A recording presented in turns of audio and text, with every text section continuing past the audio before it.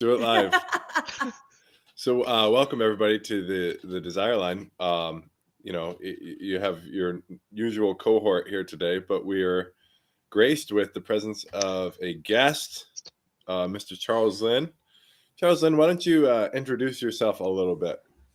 Oh gosh, yes, I wasn't prepared for that.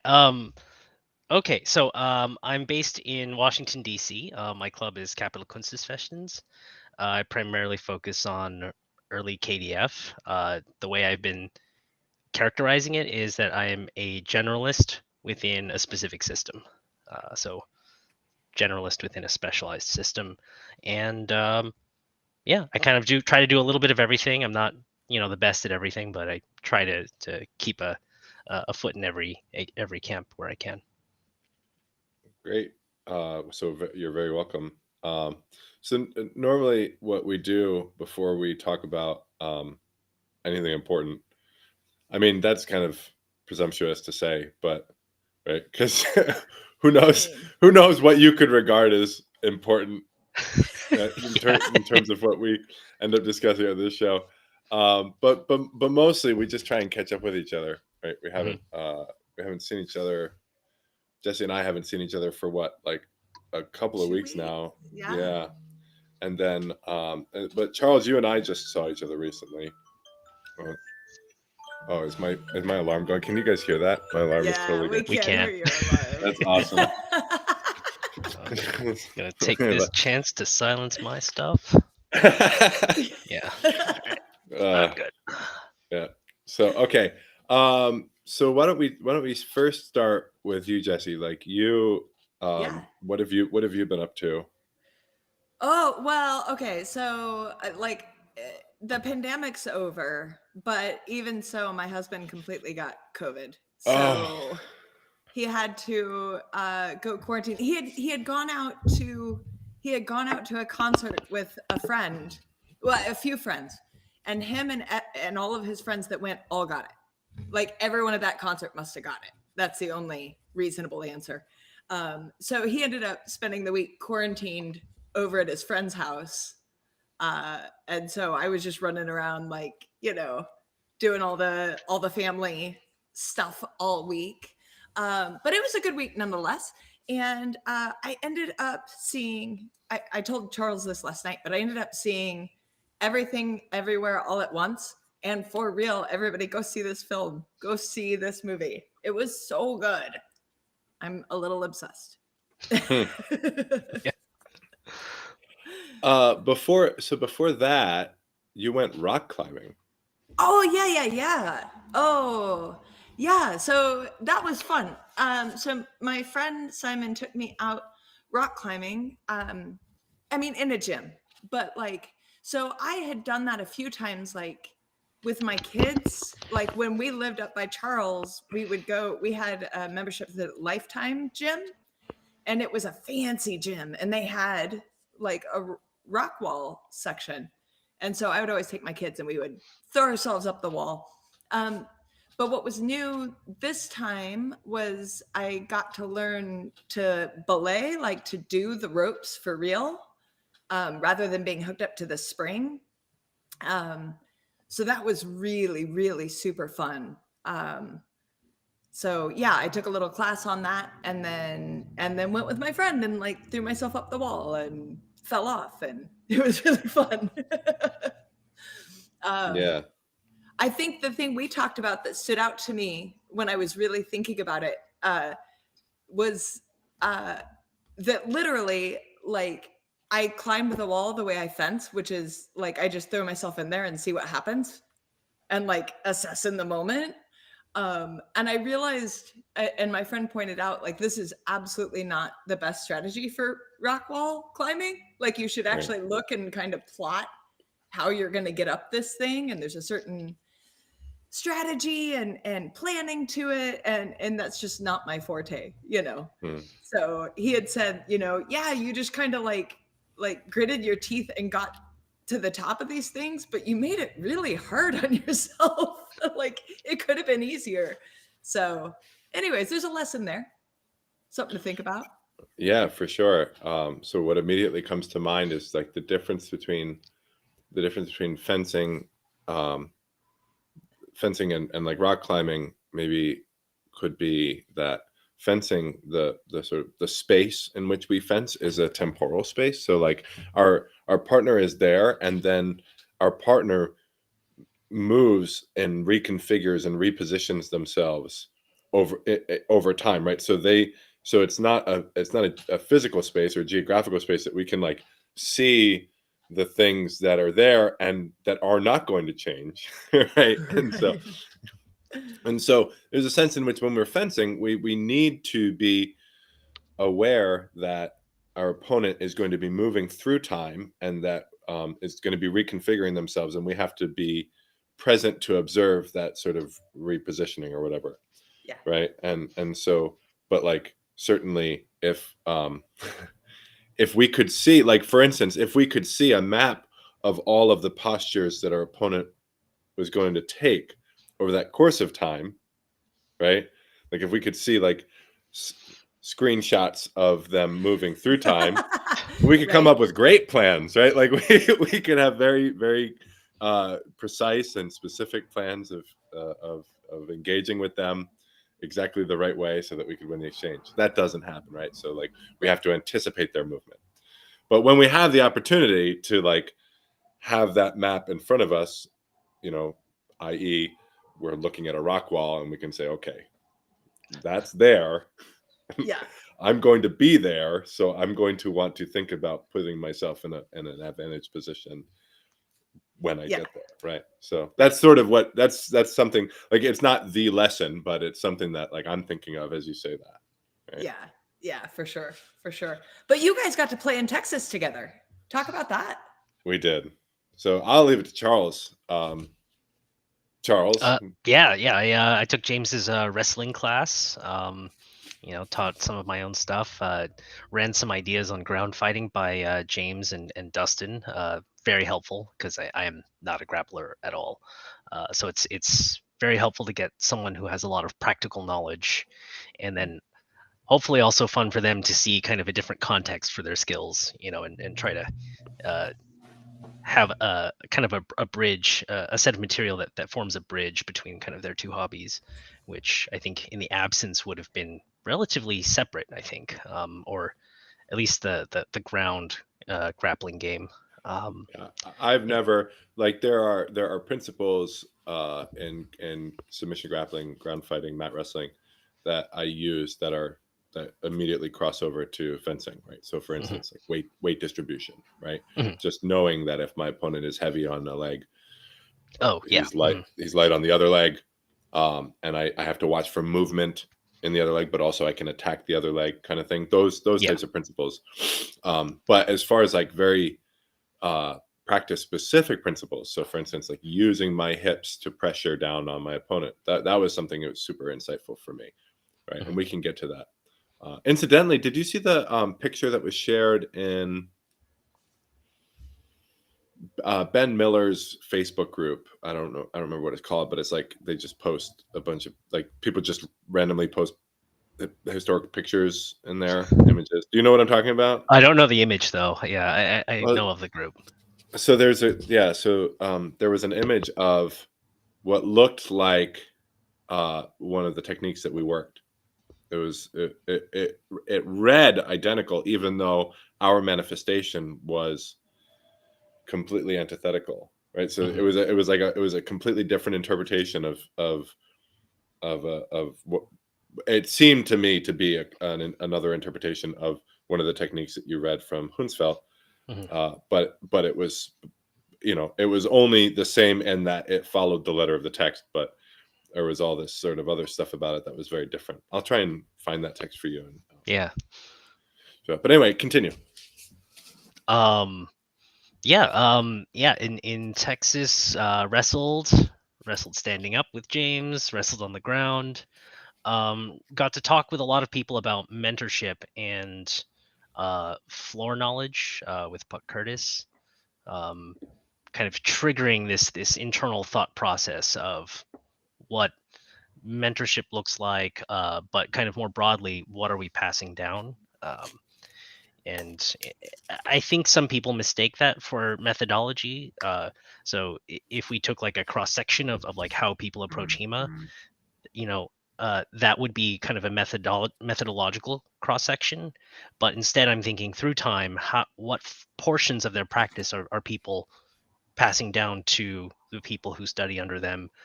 How do they think about that transmission of knowledge for the next generation?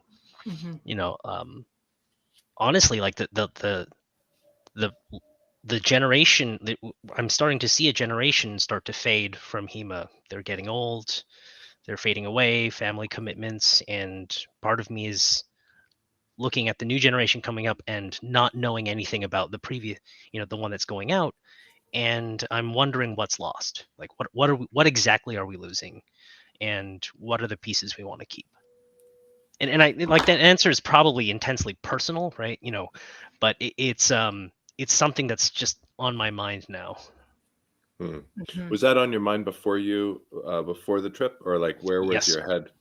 My head was definitely there. I was starting to, search for mentors and kind of like the graybeards or the elders, and I'm seeing them fade, right? Recede into the background. Maybe it's other commitments, they're getting older, or maybe they don't have the same clout that they used to.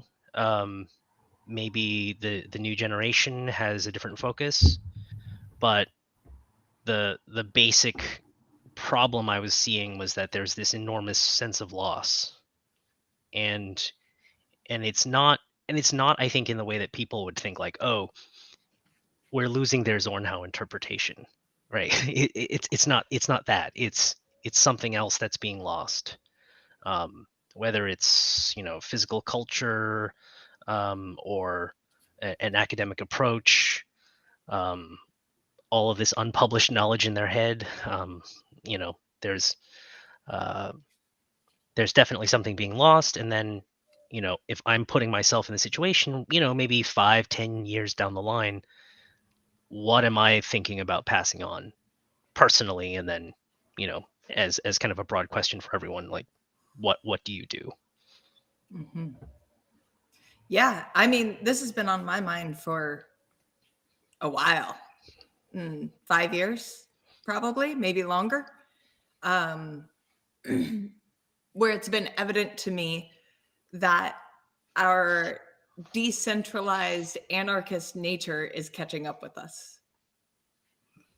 And for all the benefits that brings, and for all of the positive reasons that like we chose that as a community, like it's time to pay the piper now, and I'm not sure that a lot of people understood what the price was going to be for that,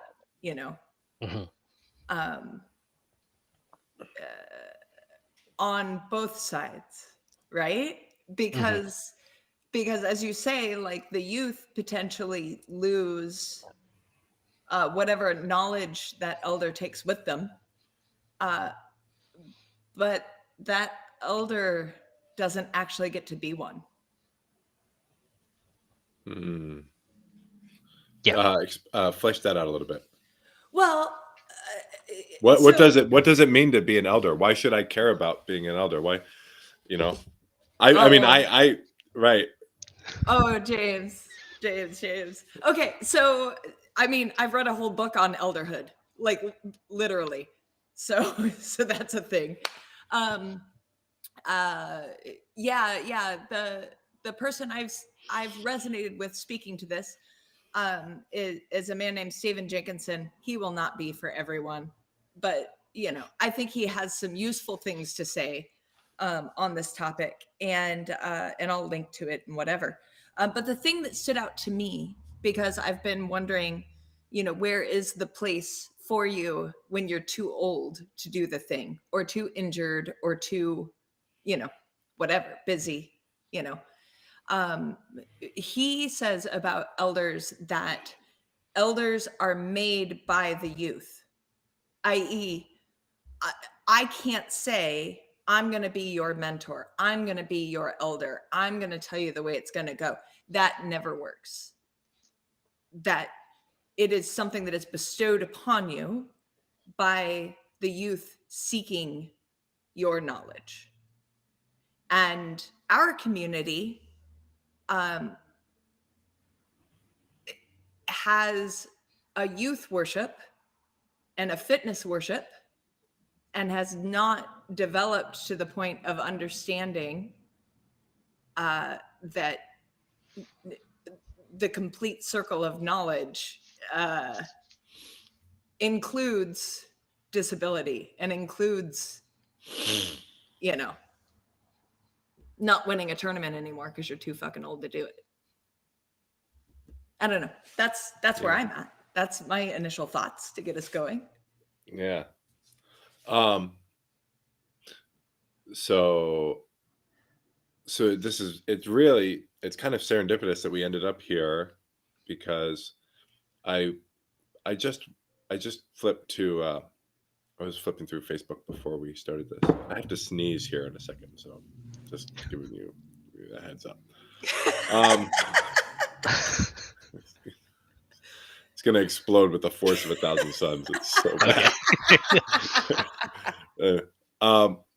So I was watching, I was just flipping through Facebook, and I saw an ad for a brand new BJJ instructional, right? So like, whatever. I've seen a million of these ads for different BJJ instructionals. But one thing that stuck out to me about this one was, oh my God, is that the person who is promoting the instructional was describing it as sort of, a new philosophy. But I've heard, we've all heard like a new philosophy before. But this philosophy, this paradigm shift, was actually pretty new. In fact, he even used a sort of reference to an older way of doing things, and he described the people who taught it as sort of these geriatric 5-stripe black belts, right? Like he deliberately took those people on, as delivering a subpar methodology, right? And subsequently method, right? So like the instructional eschewed or reported to eschew traditional BJJ control positions for these new hybrid wrestling BJJ control positions, which involved kind of less static positions, and also positions with unorthodox control points. So like, rather than blocking you at a hip and at the shoulder and at the head, I'm going to wrap up your legs with my legs at your knees, or I'm going to staple. I'm going to use a claw ride and staple one of your legs with one of my legs. All these types of things, and these are not regarded as effective control positions for BJJ, or at least when it's being taught to the youth. But what's serendipitous about that was just this idea that he was directly challenging, right, the old way of doing things, and specifically the elder, right, the elder of jiu-jitsu, which is something that someone who practices BJJ will have encountered, right? Like the person who has been doing this for 30 years, maybe has a coral belt, and maybe doesn't move as explosively or as powerfully as they once did. But that made me think about it made me think about the difference in approach that some of these people take, right? So there's a guy named Pedro Sauer who's he must be in his 70s, I think. He might, if not, he's in his 60s, and he rolls regularly. You can check videos of him out online, and he's moving slowly but precisely, and he's moving indes, he's moving in time. he's moving in the correct place of time and relying on his proportionately smaller actions to win him the match. Whereas maybe people half of his age or a third of his age might be relying on their ability to optimize their youthful attributes to gain incremental advantage, right, that way. And it's just it's such a difference in approach, and the question is like, is there value in this sort of mindset, right? Like, and of course I think all of us would immediately agree that like there's a tremendous amount of value in that perspective and that paradigm of training and etc., right? But it's just funny because like on the one hand that's sort of a gold standard, but on the other hand, like that won't necessarily win you tournaments, right? Like that type of training, that type of attitude won't necessarily prepare you for the environment that you might go into if you're competing at the highest level, right? In a competitive context, right? So it's just hilarious, right? Because like that happened, like there was a sense in which the person promoting this instructional was deliberately taking on like this guy Pedro Sauer, who's universally regarded as like a master, like a real legitimate master of this art, right? So you're saying that I mean, not specifically, but that someone like Pedro Sauer, his approach wouldn't get a young fit person to the top of their game with his approach? Is that what you're no, what I'm saying is that if you only trained that sort of high level theoretical sort of working indes, and you train it at a slower pace, then you wouldn't necessarily be preparing yourself for an environment where people aren't going to respect those rules, and that they're going to rely on sort of beating you with their power or beating you with their speed. Not to say that you couldn't train and set approach, but then also like just experience what it's like for the intensity to be ramped up beyond your opponent is seeking to work indes, and then be prepared, right? So that's that's a possibility, right? So like I don't think Pedro Sauer has lots of high level competitive students that have won world champion, right? So we're not saying that he can't train people like that. I think really all I'm actually saying is that, wow, this person who promoted this promotional directly took on this master or this or sort of the institution of mastery in jiu-jitsu, right? Which is this sort of this past his prime Brazilian 4th, 5th degree black belt, who's not keeping up with the modern meta or not, etc. So I think that was interesting that I saw that promotional. I certainly don't agree with it. Or at least I think that we have to be careful when we do that because of all the reasons that we're going to get into in this podcast. Right.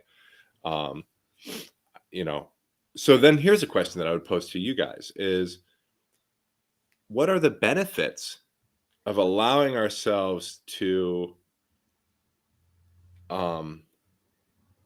break with tradition, so to speak? What are the benefits of allowing ourselves to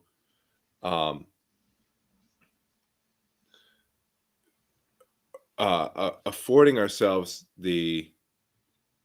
or empowering ourselves to challenge our elders when we feel like what they have to offer, what they might explicitly be offering might not be current or might be subpar? Like, what are the benefits of that?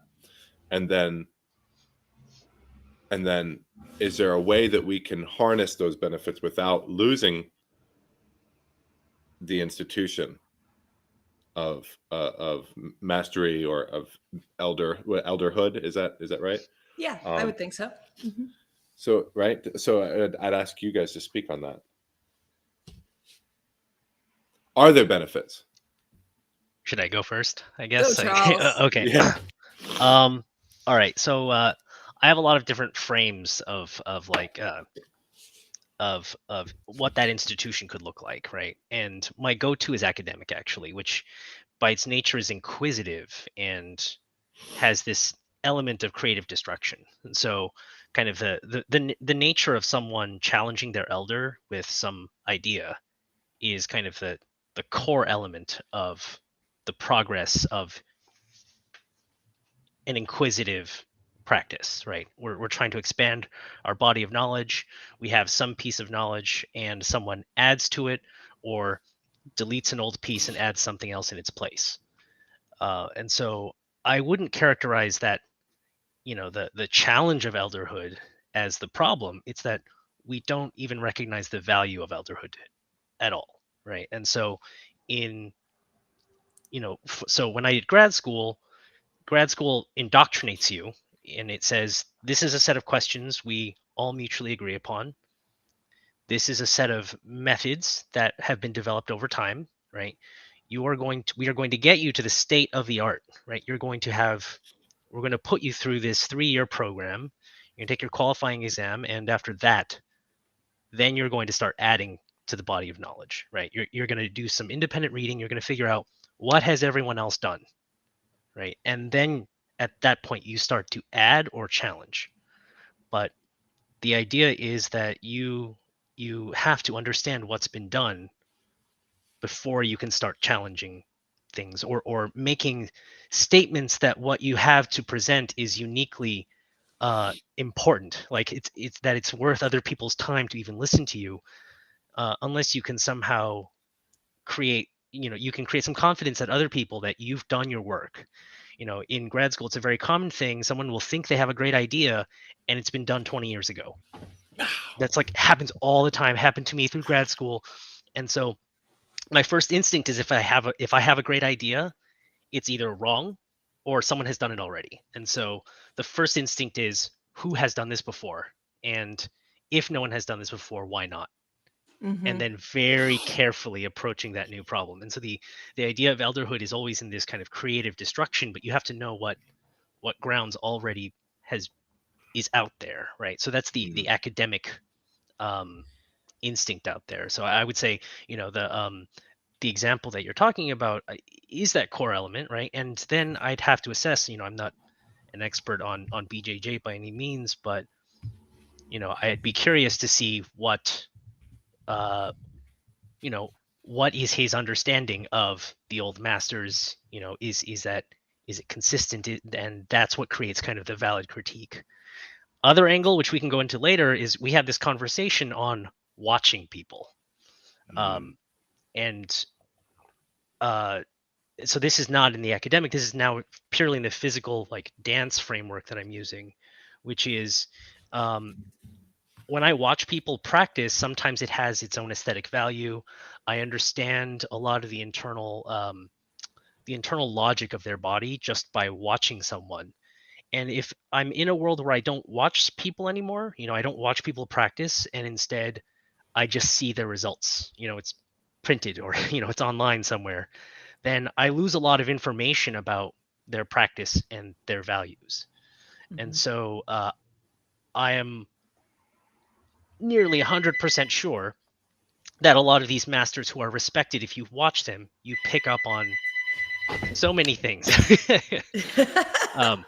Yeah. So, you would pick up on these small things that, you just don't get if you just look at the win-loss record, right?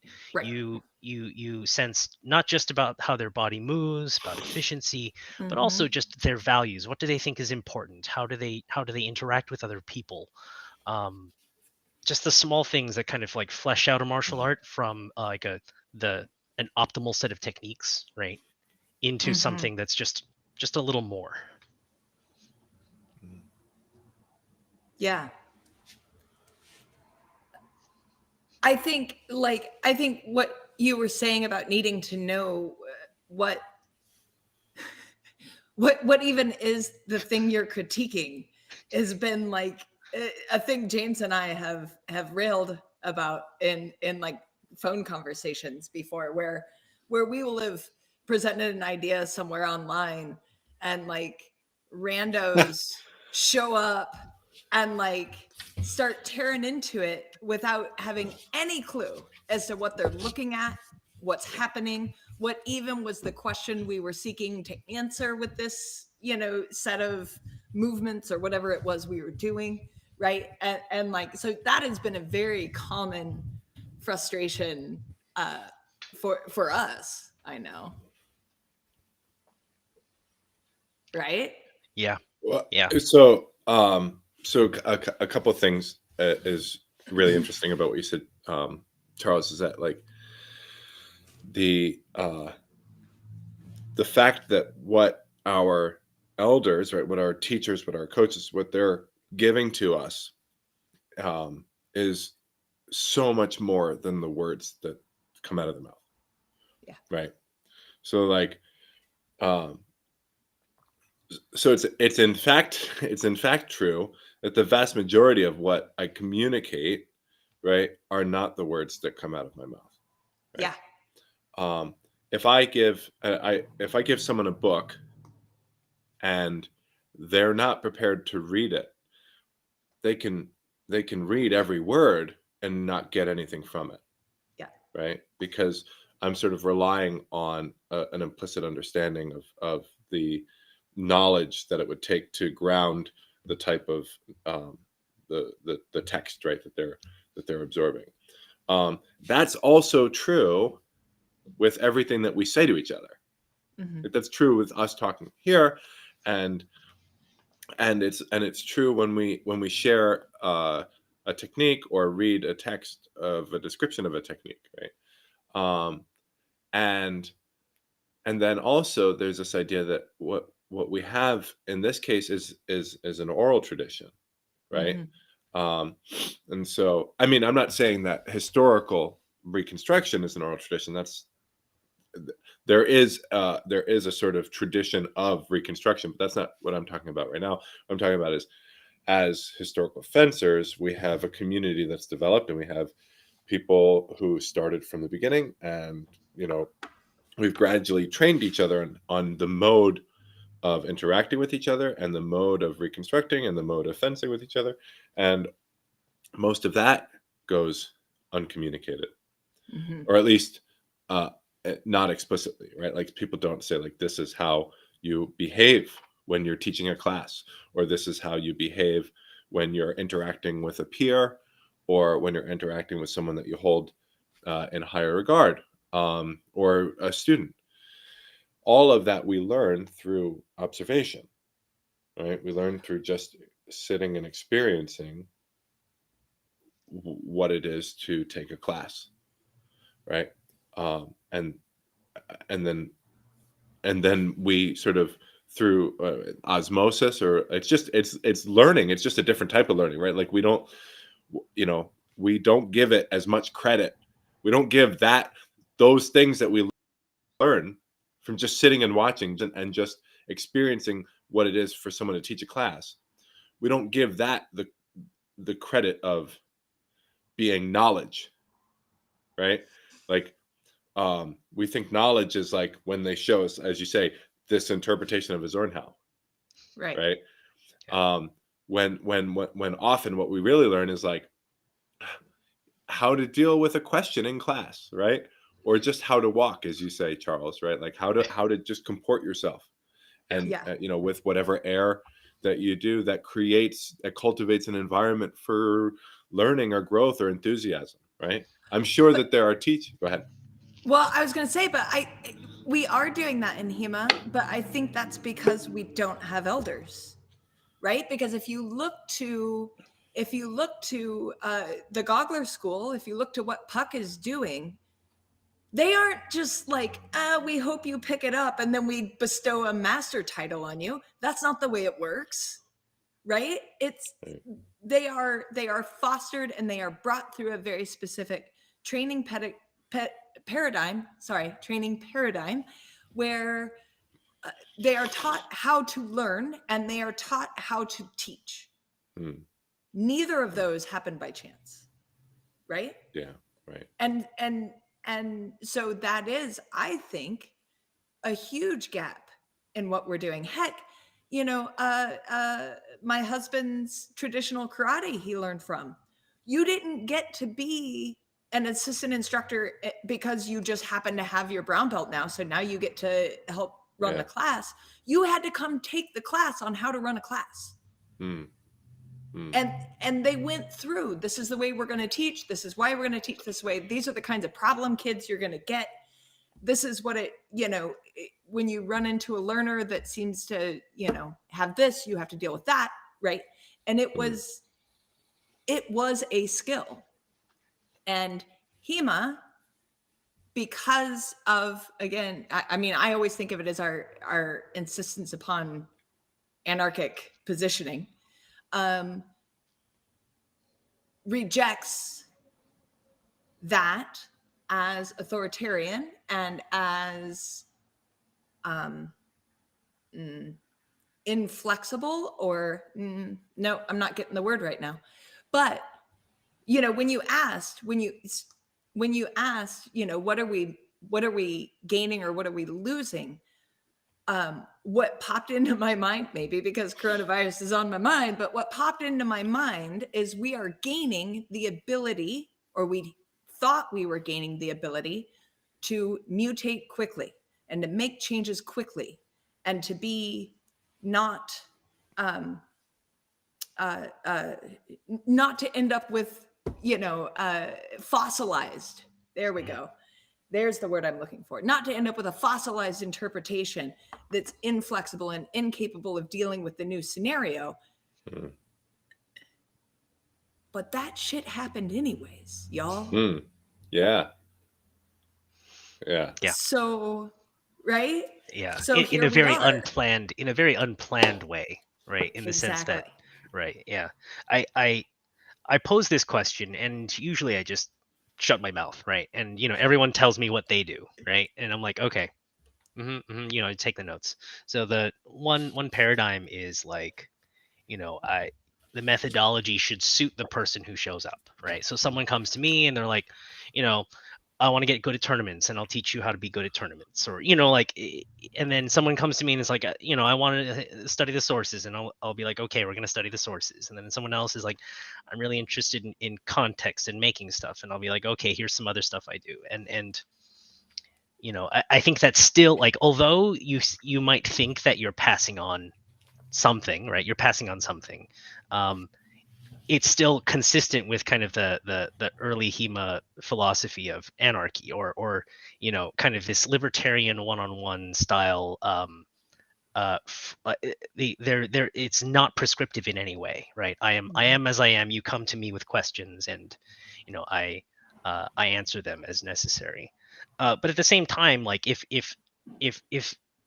many individuals are getting small pieces of you, is anyone getting your mindset, the entire view, right? So, you know, again, like, to grad school, right? You take your quals. You have to be competent in this full set in order to understand kind of the field that you're, like, the broad field you're in, and from there you can specialize. But the idea is that you do need a big picture in order to be competent at, you know, at some general level, and we don't find that kind of one-on-one transmission of a whole picture, right? That in more traditional martial arts we might find. And in graduate school and in academia, with kind of these inquisitive processes, you are brought to that edge. You're given all the tools to answer a very specific question, and then you're expected to push just a little further, right? Or tear down something old and rebuild something else. And I just don't think that's going to be possible if I am not prescriptive in some manner. If I am only answering the questions that are posed in front of me, right? It's not going to be the same as if I have someone who says, Charles, I am an empty vessel, right? And I'm like, here, you know, and that's rare, because most people don't even know to ask for that. And it's not the way that HEMA is built. It's not built as this kind of large inquisitive process. It's about, like, the object, and then I'm a longsworder and I'm going to get good at the longsword, and and it takes so long to go from that mindset into, like, what is the, like, so for example, especially with contextual research, how do I teach someone to develop an eye for like clothing cuts, right? Yeah. Or like to recognize like when something's 15th versus 16th century. You just you can't, right? And or at least you can't without a lot of effort and commitment. And it's not something Or that you just pass off as an answer to a question. and maybe right, like that last thing, right? Exactly. Yeah, It's not something that exactly. you can Yeah, just. It's not something that you could just say, right? Yeah. So maybe the way to do it is that you quote unquote take the person under your wing, right? Mhm. Because when we're teaching, I mentioned this a few episodes ago on the podcast, right? Just being around my dad, right? Just being around my dad with him on job sites as he took me to whatever job site that we're going to go to and applied his mastery of masonry and of construction, right? Carpentry, etc. And I was just sitting there kicking dirt, waiting for us to be done so that we could go home because, Yeah. but, Yeah. but all of that time I was just seeing these little things about what he was doing and how he was interacting and what was important for him to say and what was left unsaid and all of that stuff. Over time, that information is transmitted, right? You get to make sense of the bigger picture, right? When you just sit in observation and you just sit in a state of like, I'm listening, I'm being careful to just sort of take in what's there, right? Yeah. I think. Go ahead.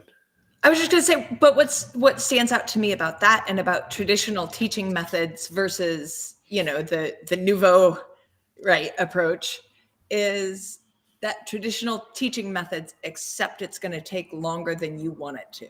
Yeah, and they also accept that that the totality of everything exists well beyond your capacity to even wrap your head around Yep. it. Right. Yep. So like in today's age, we want to like have it all on a piece of paper. We have our terminal learning objectives, and then our, you know what I'm saying? And we have like our list of, this is our curriculum. This is what we're going to learn. And when you're done with this, you will have everything on this page. Great job. Right. And that's just ridiculous. That's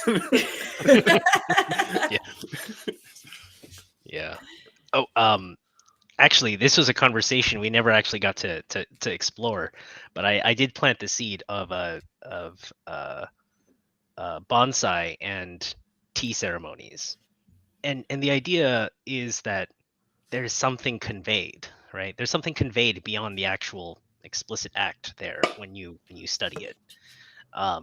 And this was related to our thinking, our discussion on watching. Like, what does it mean to watch someone, and what are the pieces that you're picking up? So, I think that there's definitely these components, especially for I use this, I use this to describe, Jess, your kind of work. I call it going native, right? Where you go down, you dress as the natives, you figure out what's going on, and you come back, and physically and mentally you're not the same person, and you can convey like the objects you came back with, right? And here are the places I went, but you had to be on the trip with me in order to understand what I got out of it. And that takes time, right? And that takes someone who's going to be like, hey, I'm going to go on your trip. I don't know where you're going, but like, that's kind of the path I'm going to go along until it's time to head on my own journey. And it's something that, so there's that. I recognize the immense value of that, right? And then also kind of peculiar to my situation, I'm in this situation where I don't think I'm in the spot to be transmitting that just yet, right? But that's kind of a separate problem, right? But I think there's a bigger structural problem, right? Which is what are we failing to transmit? What are we too afraid to think about what we have to offer? I think it is the same problem, Charles, as you say, right? I mean, think about that for a second, right? It is the same problem, right? And it's what you were talking about, Jesse, is that the idea that when we have a community of positionless, or like an anti-hierarchical community, right? And we're all searching for what we have to offer, and none of us have the confidence to actually offer anything, right? Like we, so so Charles and I were talking about traditions, and I come from an Irish music background, right? And so I learned Irish music from my dad. My dad learned Irish music from his dad, and grandmother, and my, all of my aunts and uncles play, and et cetera, as far back as anyone can tell, right? And so I have ideas about how Irish music, should be played or could be played, or I have the way that I render my traditional Irish music. It would never cross anybody's mind ever in the history of ever to say to me, that's not right, or that's not how you do it, or that's not what you should do. Like, that's just not right, because I don't come with that kind of baggage, right? Right. I can tell you where I learned this from, and I can tell you why I make the decisions that I make, and it extends as far back as I need it to give me the confidence to say, this is what I do, and this is I embody this tradition, right? Full stop. And I think one of our particular problems with HEMA, right, is that we don't have that. We harbor this inherent illegitimacy, right? Where we're not allowed to say this is correct, or this is right, or this is what you should think, because we're all trying to figure out what they said back then. And we can't know that any of the stuff that we're doing is correct. We're just offering things, right? And I think that gets in the way of allowing ourselves to be confident in what we are imparting to each other, right? Yeah. Rob Childs is a brilliant rapierist from California, and he published, or he's about to publish a book. And if you ask Rob Childs, he will tell you he does not do HEMA, right? And Greg is publishing his book. And when Greg told me that, I was like, I could not be happier. I could not be happier that you're publishing this book. That Freelance Academy Press, the HEMA publisher, is saying this is a book worth publishing. Because what he's doing is he's allowing for someone to take responsibility for what they're teaching and what they're offering to the world. This is how I understand swordsmanship, and it doesn't come from the sources, and it's not a reconstruction. This is my sense of what swordsmanship is, because there's a sense in which we're all doing that. Oh, right? yeah. Like, when you give your whining interpretation, you're not, I mean, it's reconstruction. You're trying to do, but it's yours. Yeah. Right. And it comes with all the stuff that, go ahead. Yeah. Because so when you were both speaking to this topic of this lack of confidence, I think the more interesting question is, why do you need that? Why do you need confidence to bring your idea? And the answer is because I'm gonna get attacked, because this is vulnerable, because this exposes me in a way that is threatening and scary. So when I can say, I know this because Tobler taught me, and Tobler is the shit, then I get to deflect.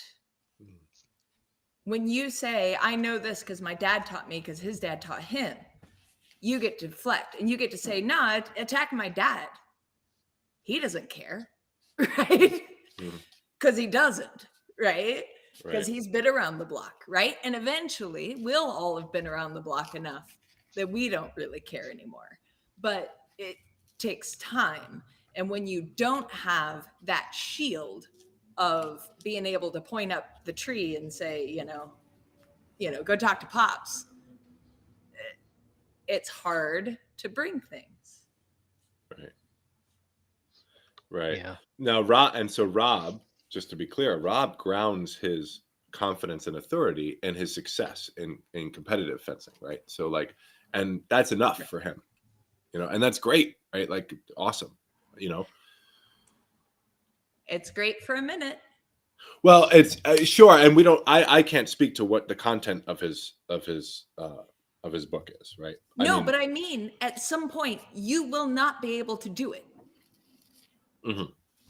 And so, if that is the only metric we are giving people, which historically has been true in HEMA, then at some point, about the time you'd probably become a mentor, an elder, you now no longer have authority because you can't roll up and do it. Right. Yeah. One thing I think also about in terms of authority is not just about like specific interpretation, because, you know, I'm okay with being wrong, but being prescriptive about the broad categories of things people should do, right? So, you know, if you think about like traditional mentorship, you know, maybe East Asian martial arts, it's a very holistic package. At least in some of the more traditional arts, you're sometimes taught to do things that aren't very attractive, right? They're just, these are exercises we do. Why do we do them? It's the art, right? Like, you know, shut up, just do it. You know, like very much that mindset. Just do the thing. Watch other people do it. That is the actual practice. It's right. It's not the set of techniques, but it's the student is you're trying to develop this kind of wide-eyed, observant, receptive mindset that extends beyond the actual physical practice of the thing that we're doing. Right. And how do and so that's kind of the thing I struggle with, which is like, how do I have the authority to tell someone, right? Like, if who comes to me and says, I got this longsword, tell me how to use it, to say, wait, no, like, let's talk about aesthetics. You know, let's talk about, you know, let's talk about the context of the use of violence of the period, right? And um, it is very prescriptive. And so, you know, part of me is, you know, I'm not there yet, right? But I'm seeing a time where I just start turning people away. I'm like, Yep. It's not what I do, you know, and uh, you know, and there's a separate thing where I just say, like, this is how I practice HEMA, and you're welcome to join me. But like, this is what I'm doing, right? And again, this again touches on a lot of the conversations that James and I had. One of them was about being kind of the old man on the mountain, right? Like, what are you achieving when you do that, right? And you know, I just don't have the authority to say right now, you know, like, you shouldn't care about this thing, or at least this is not what I don't want to be too prescriptive, you know, and say like, hey, you should be doing this other thing here. But at the same time, I don't want to have to pander to someone who comes to me with this very strange and inconsistent view, right? That they think they're doing what I'm doing, and I'm not. I'm doing something else. And it just takes too long for me to explain why, right? And instead, I'm like, I'm on the mountain there. Hike your ass 10 miles up there and meet me. And if then I you can see you chase, there, and then you can chase chickens for a few weeks. yeah, And then... yeah, no, and I'll just be like, here's a bunch of manuscript images, just memorize them. Yeah. or you know, like, here's the settle, just memorize it, you know, or some weird thing that I will have conceived by then that is this highly holistic and idea, or you know, I will have thought about how to inculcate this idea of receptiveness in practice.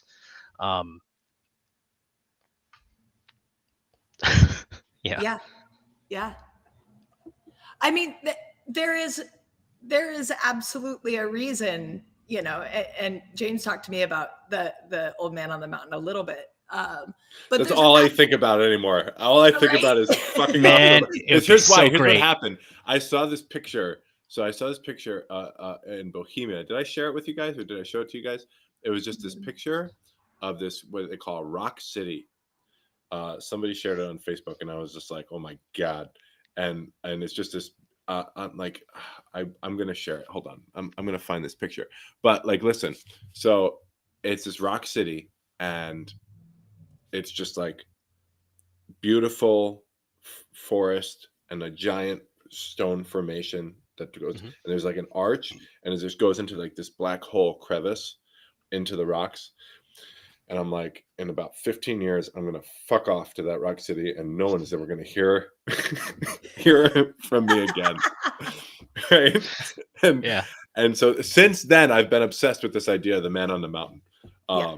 But yeah. So I'm sorry. Go ahead, Jesse. You were No, saying about. I mean, but that's it. I was just, I mean, I've been thinking about it too, and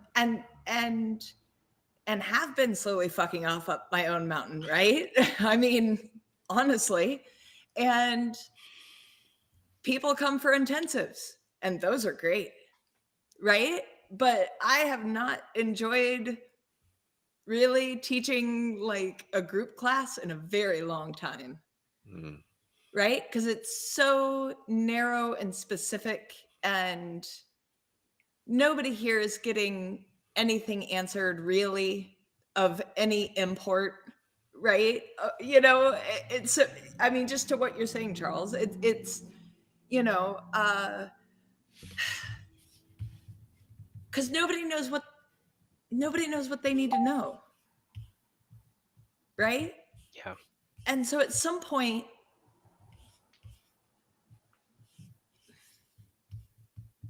it strikes me that mentorship is a lot like a high-level chef, right? They just know how to cook. They don't need recipes anymore, right? They get it.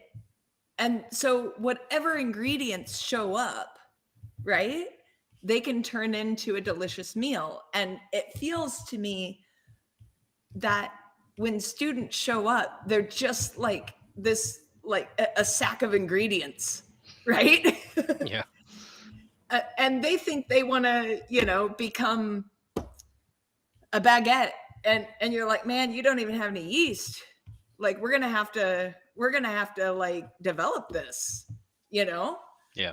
I don't know. It's a weird metaphor, but it's what strikes me. Okay, so we're gonna watch a video. We're gonna look at no, this you're picture. just gonna look at the picture so you can see that's where I'm going.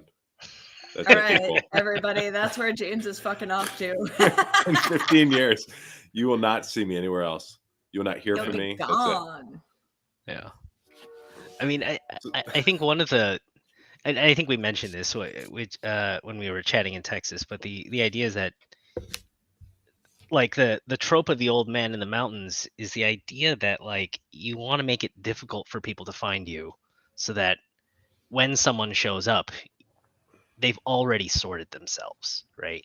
So if someone's in the mountains and there are other masters in the village, right, then whoever came to you in the mountains must very specifically have some understanding of why they needed to go to you in particular, right?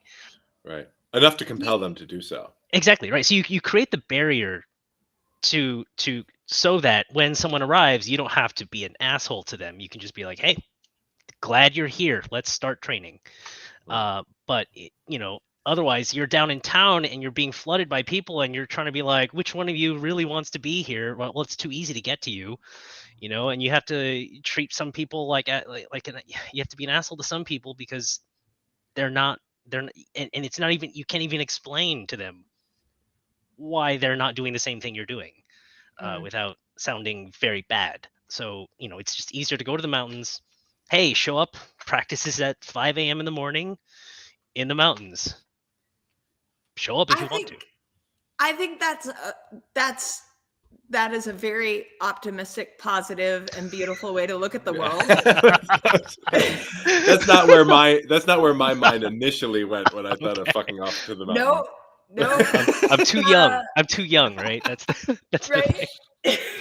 To me, the reason you go up the mountain is so that by the time they get to you, they have such a strong sunk cost fallacy. They're going to do whatever the fuck Oh, you yeah. tell them to do. That too. Yeah. Honestly, so for me, the reason that I go up to the mountain is because I don't need to care about what other people think about what I have to Yeah. offer anymore. Yeah. Yeah. Right? That's why, because I've transcended a need for validation through recognition. That's one Right? as well. Hmm. That's, I mean, and that's sort of like, I've been thinking about that a lot. Legacy. What is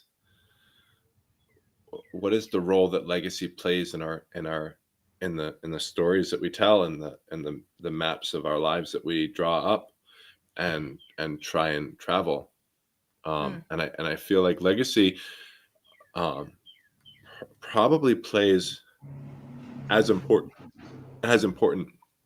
if not the most important role in the way that we construct our narratives as anything. That for some reason we're drawn to this idea of legacy, and um, I wonder if there is to transcend it. If that's a fool's errand, or if that's even desirable. Um, I know that I contend with legacy, right? I know that I want, or at least I have wanted, my ideas to be uh, taken from and developed and passed on and attributed to me. Sure. And it's totally embarrassing to say that, right? Mhm. But it is a thing that I contend with. And maybe it's a good thing. Maybe that's the reason that we have traditions and knowledge, because it's part of our humanity. Could Mhm. be. I'm not suggesting that it is, or that it must be, but and so, is it desirable to want to or to be able to let go? And I think that's really what's important for me with regards to this conversation, is that um, sometimes we have this idea in mind of where we want to be, what we want to have achieved in our lives, Mhm. and then we set on our journey, and then we realize, maybe halfway down the journey, that shit's changed, right? Mhm. And we don't want to be where we thought we wanted to be, Right. right? But we're still trudging, Yeah. and it's still taking the same emotional toll, but without the payoff. Mhm. Mhm.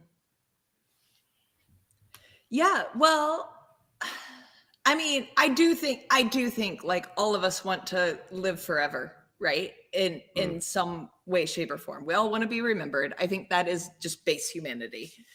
I don't know that it has a value, good or bad. I think it just right. is, you Sure. know. Um, and yeah, I want my ideas to have my name attached to them until they're not my ideas anymore. Mm, Because hopefully that happens, right? mm, Like hopefully they actually live, right? And so if they're stuck with me, then they don't. And that's something we contend with in this art, yeah? mm, That's why we argue about whether or not Meyer is a legionnaurist. What a asinine idea, but like some people think he isn't. How could that mm. be, right? And it's because of that paradox. He's alive. He was doing a living tradition. It was his idea by then, Right. you know? But of course he's still doing Lichtenauer's art. Right. Right. In the same way that Charles is. Exactly. Right. Right? In the same way that I am. Yeah. So, Charles, that was another thing that we talked about in Texas, and I think that's a pretty damn good segue. Oh, yeah. So how does that? So let's talk about KDF and how this type of conversation intersects with our understanding of KDF as a tradition, or our place in the KDF tradition, or our ability to embody KDF tradition? Should I just start? I mean, or Yeah. yeah, Yeah, okay. go. So yeah, a recap of what we talked about basically was the notion of KDF as a dead tradition, right? Or at least my initial prompt, right? Because I spend time in the proximity of living traditions, and it becomes blatantly obvious what's missing, or at least what I feel is missing. Floor knowledge, a deep understanding of context and continuity. Um, and James and I, we talked about what it means to have a living tradition, so specifically for his Irish music. For me, also, kind of my practice of swing dancing, a vintage dance, nearly died, right? And Mhm. in many ways, there are portions of it that has, but there's a continuation there. There's a sense in which it's living, in that there you can trace a chain back, and there's a sense in which there's also reconstruction, where it's the people who have done certain moves or certain types of dances are dead. And so there's the other framework I'm working from, aside from the academic one, is this idea of a physically embodied tradition that has either died or partially died. I know I know James has thoughts on whether what I'm doing is living. I think I think you came to the conclusion that I'm doing the living tradition regardless of what my own thoughts about it are, and just can make that point if you want.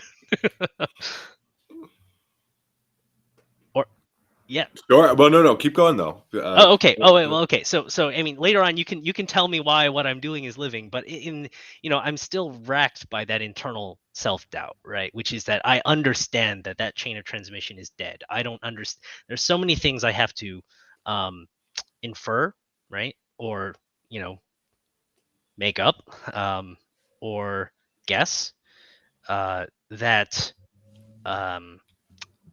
it's not clear what is worth passing on, right? And because maybe I am already in a living tradition, right? Because I had an instructor, right? I had Jake, right? So there's portions of what I'm doing that are living, in the sense that it spanned whatever the modern HEMA lifetime is, but it's not the same, right? You have a living tradition that's that where the chain of continuity is specifically, like, it spans the entire tradition that you are practicing. So for example, with Irish music, you have this chain, right, that goes back, and with what we're doing now, it's broken. It's a broken chain, and yet it is also briefly alive, if that makes any sense. Yeah, but like that happens in living traditions all the time, in the sense that like my husband's art, like, yeah, we know who the founder was. Like, he was, I don't know, 4 generations up, 5 generations up, from my husband. But he absolutely broke with his teachers and just started a new thing. And so very likewise, Jake started a new thing. And then you are his son and you have children, right? Yeah. That's always the way I think of it, is in family terms. But Yeah. Sure. but you have 3 generations at least. Are there people you've taught that are teaching? Yeah.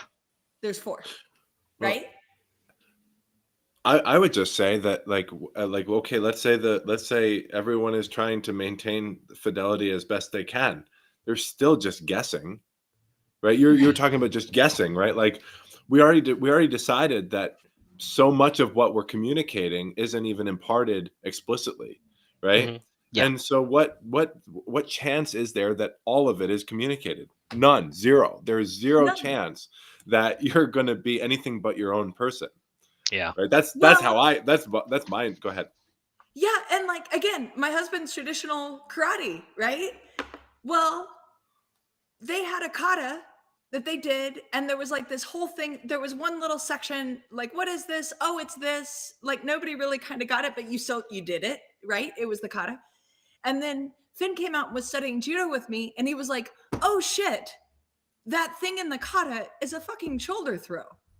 Like, but in 4 generations, 60 years, people had forgotten why they were doing the thing they were doing and didn't know what it was anymore.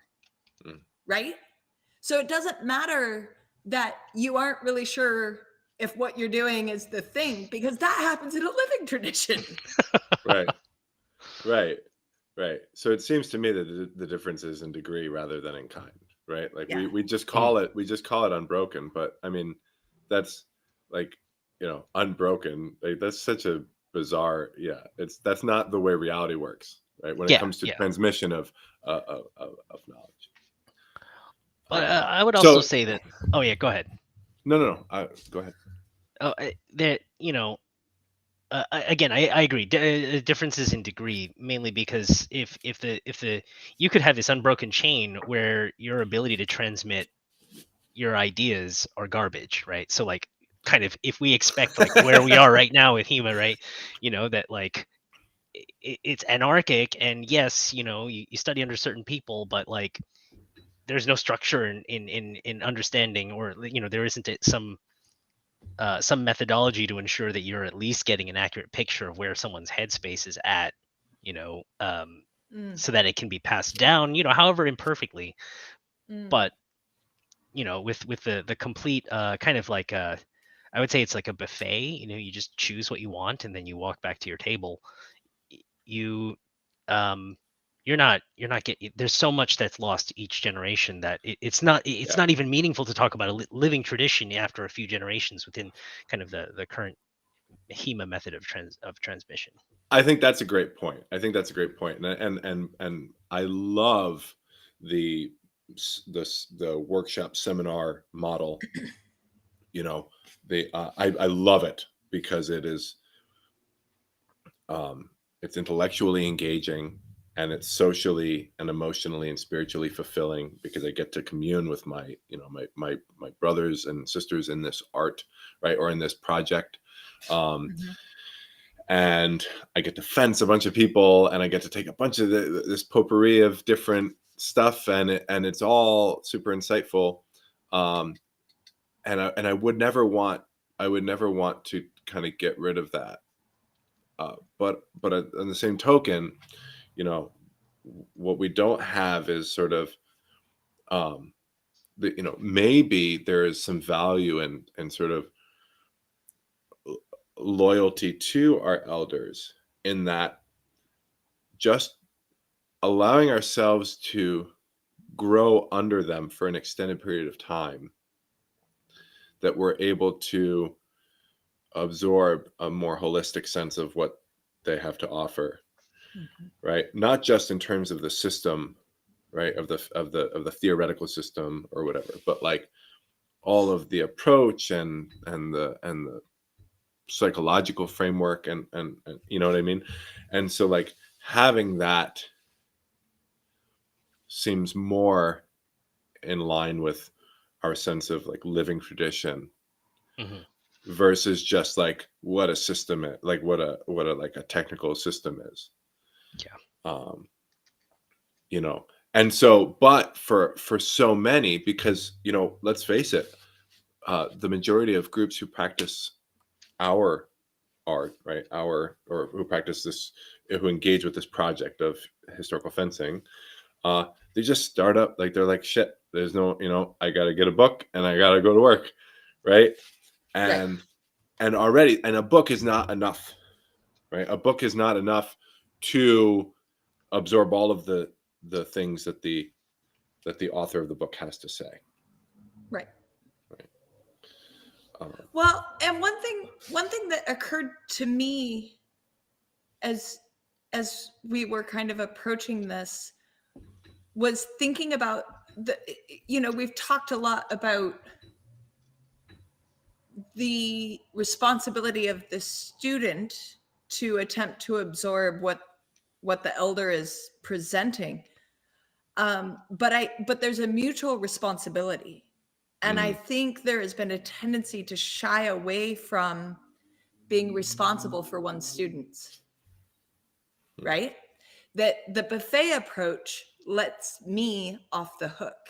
Listen, man, I got everything here. You take what you want. It's not my business. Yeah. Right? Yeah. Yeah, it's total cop out. Look at that.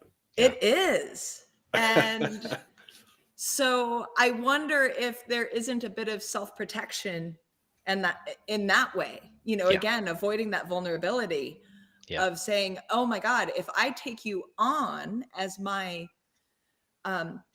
apprentice, I don't know, we don't have a word for it, but if I take you on, I have to set you up for success. Yeah. And I gotta be accountable for your failure. I gotta be accountable for your failure. Ooh. Yeah. Yeah, fuck that. Who wants that? I'm fucking off to a mountain. Oh my goodness. Right? There's a little bit of self-selection there, right? Like, I don't have to worry about this, how successful this person is if he can get up the mountain, then we're probably going to be okay. Right. Right. And if they don't like it, they can fuck off back down the mountain. I don't have to take responsibility for them. Yeah. Yeah. Yeah. No, that's an incredibly astute observation. And thinking about because I've started and left a number of clubs. So theoretically, I've been in that position to be a mentor, and I have fucked each of them up in a variety of ways, a different way every time, right? So, that's something, right? Yeah. But yeah, every time I thought I set my people up for success, and I did not. I failed them in ways that they expressed to me. And then I had to sit and eat that, right? So, okay, I don't know.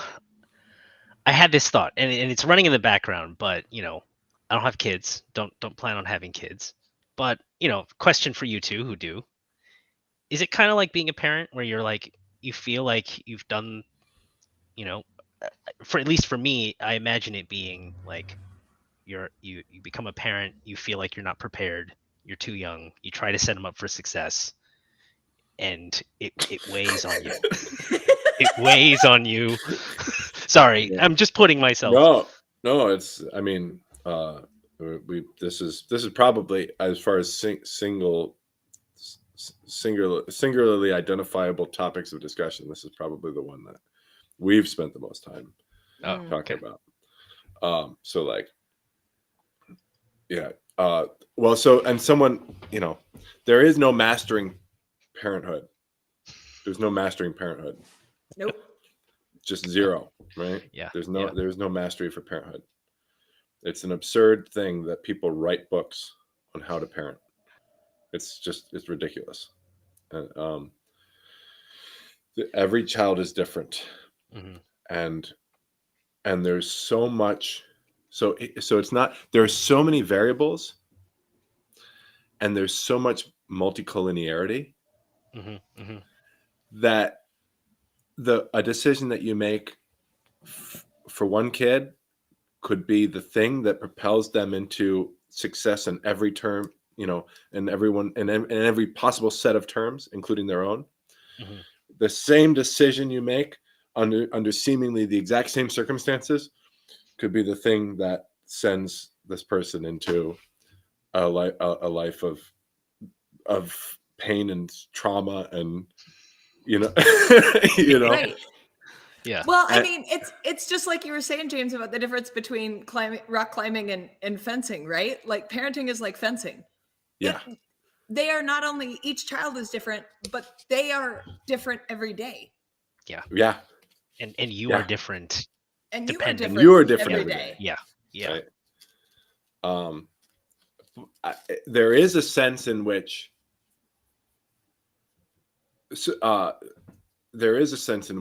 what we're doing is the same, I think, in that for me, what I've adopted as a parenting philosophy is I'm just going to do the best I can, and I'm just going to be the best person I can be. Yep. And I'm going to rely on the fact that they get to see me all the time, which is going to involve lots of me being at my worst, but hopefully a lot more of me being at my best. And hopefully the important moments in their life right will align themselves with moments of me being at my best. Yeah. So, but why don't you, Jesse? No, I mean, yeah, absolutely. I think so. I think there's kind of a very direct line there, and I think we can see like how people's martial arts relationships work out with their instructors being very similar to how perhaps, you know, maybe they specifically or someone, you know, interacted with their parent.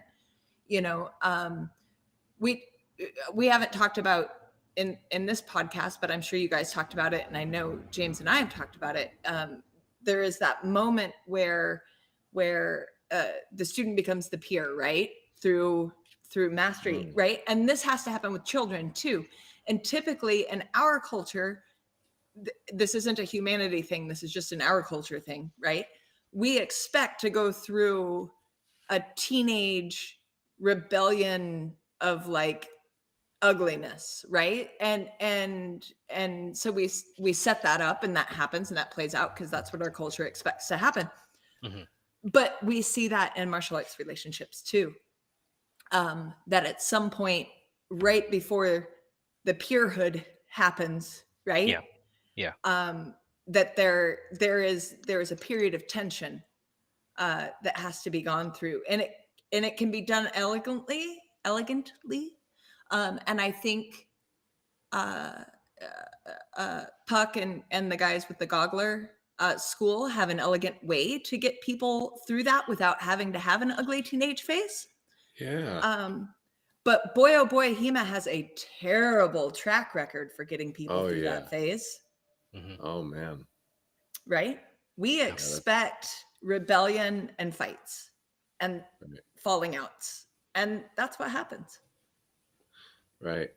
We have no institutional framework for addressing that aspect of what it means to kind of grow past the So I think I would say that for all that we don't want structure, I think that there are less destructive ways that we could, you know, facilitate this natural progression of growth. But I don't know that we want to as a community. Right. So I don't know. We'll see. But it's in the zeitgeist. We're talking about it. More people have been talking about it. Yeah. I think about, again, the first instinct or framework, which is academia, right? When you are ready to graduate, you stand up in front of, you know, the faculty and you defend your thesis, right?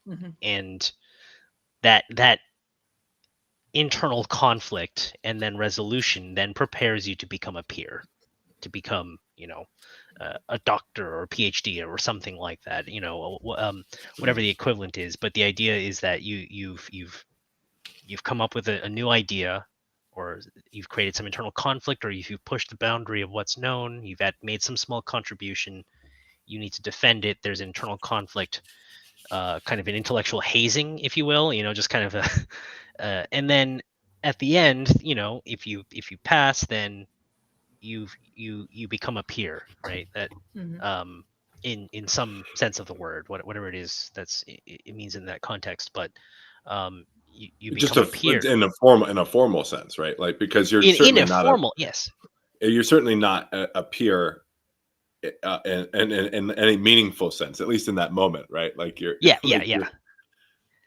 it's a formal acknowledgement that tones like that suddenly reverses the kind of the urge to rebel, right? It's like I had a small piece of validation that means I don't have to constantly fight, that I and extending that small piece of validation means, I understand that I do have a place, right? Mm-hmm.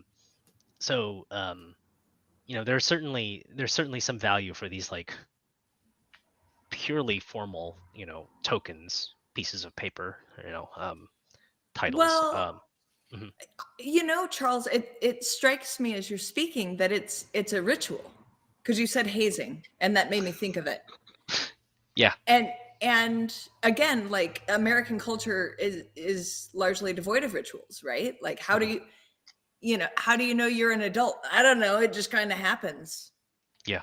right? Yeah. right, and But it's uncomfortable for everybody for a little while because no one kind of really knows, but everyone kind of already knows, like, but no one wants to like acknowledge it. Yeah. right.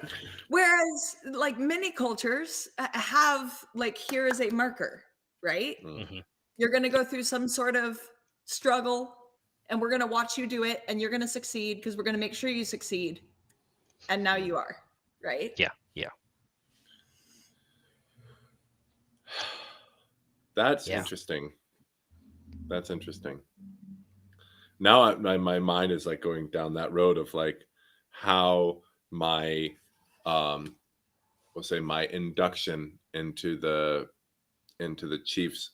US Navy Chiefs mess was a reflection of institutions, like prehistoric institutions of coming of age, coming into adulthood. Right. That's a fascinating connection that I had never drawn. Hmm.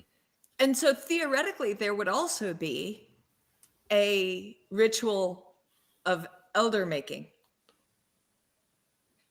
right? Are you aware of that? No. Okay.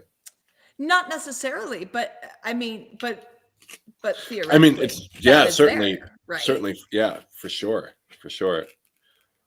Yeah. Um, Obviously, the full adult making rituals are the ones that we're all much more familiar with, puberty rituals or whatever you want to Right, call right, right. them. But But there are, not I mean, we everybody do. that gets old gets to be an elder. Like, just That's because you're true old, too. That's true too. Yeah. So what is it that distinguishes? What is it that distinguishes these people as having the type of value that the type of gravitas that we would decide collectively to sit at their feet, right?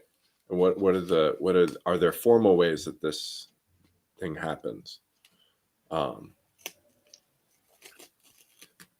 So we've really run a gauntlet here today. yeah. And I'm not sure that we resolved anything. Do we ever? No, we never really get anywhere.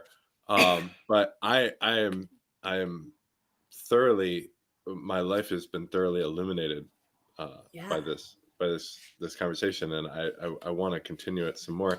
Do you have any final, like, what are our takeaways for the moment anyway?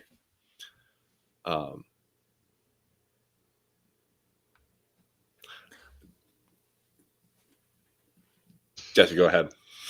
Well, right. What are the takeaways? The takeaways are, I think that there is, without question, a gap in the community's approach with regards to community building, and that is what this question is trying to get at, and that we are going to need to figure it out, right? And I'm not exactly sure how, other than continuing to talk about it and continuing to bring up, communities aren't like a third grade classroom is not a community, right?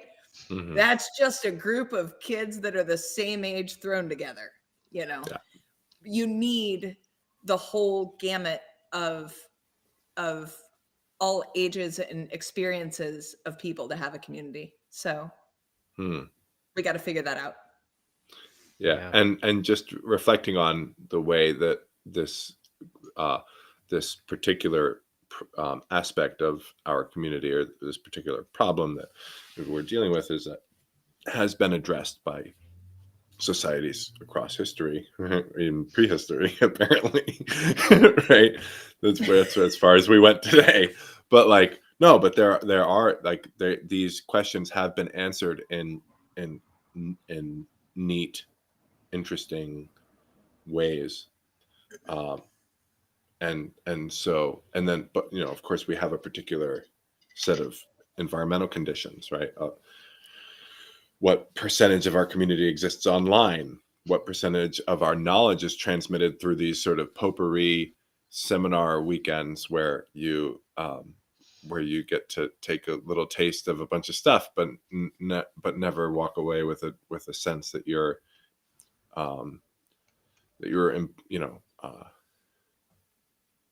fully absorbing holistically what a particular master, instructor, elder has to offer. Right? That we, so that's, and then what are ways, given our particular technological mode, that maybe can help get us in a place where some of that becomes more accessible. None of these are answers, right? These are just like, maybe we're illuminating the correct questions, or some set of questions that can lead us to. Charles, we'll let you wrap it up for today. Okay. Yeah, I guess I see it as that kind of dual problem of what are we missing, and then what are we failing to pass on, right? Just looking up and then down. And, if I were to put myself in the shoes of maybe kind of your median watcher or listener, right? Probably someone who's instructing a club and thinking about these kinds of questions. I don't think you're going to get too much value out of this if you like picked up a book yesterday. But certainly if you're watching this, you're probably an instructor or scholar or someone who's attending these workshops. And, I'm thinking about what we are starting to lose, right? And trying to get out there and find what that is. And in a lot of my conversations with people, I'm trying not necessarily to say like, hey, what's your Zornhau interpretation? And got it, see you later, just go to the next and instead asking kind of open-ended questions like, what do you think people should know? Or, what is a place that people don't go to that you think they should, either physically or mentally, or like, is there something you want to talk about? Just that kind of more open-ended question. And then, so that's looking up, right, for like what we're missing, and then looking down where it's like, what am I doing to, or what will I do, or what am I doing right now that's ensuring the transmission of those non-technical ideas, right? It could be methodology, it could be the structure of the relationship, or being more prescriptive or less. I mean, I think some of the takeaway from this is that I should feel more confident about being more prescriptive, in the sense that, like, hey, this is what I'm doing right now, right? And you're on this train. You are on the train. You are either on the train or you're off the train. And saying, or another example, like a buffet versus a prefix menu, right? This is what we're cooking today, and you might not like all of it, but it's what you're eating. Right. And not having to feel like I have to justify that, right? Because right, this is the prefix menu because I had to determine that it is the optimal set of ingredients for a meal, and I've won this many awards. It's like, no. Yeah. Or like, this is a prefix menu, and you might not like it, and maybe if like, Yeah. no, fucking, you came here. Yeah. Right. This is what I'm eating. You're gonna eat it too. Yeah. I Perfect. that makes me that's a very, very happy, joyful note to end on. Absolutely. Thank you so much, Charles, for gracing us with your presence. Oh gosh. Thanks, Yeah, thank Charles. you guys. Yeah. And all right, guys, we'll see you next week. Alrighty.